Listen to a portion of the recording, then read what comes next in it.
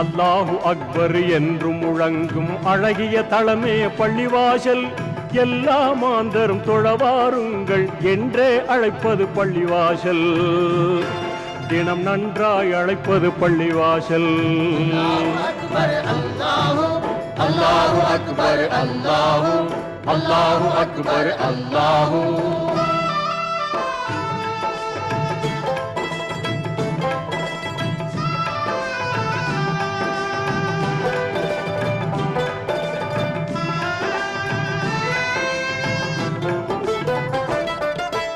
இறைவனை வணங்கிட நபிமுறை பேணும் இங்கித தளமே பள்ளிவாசல்.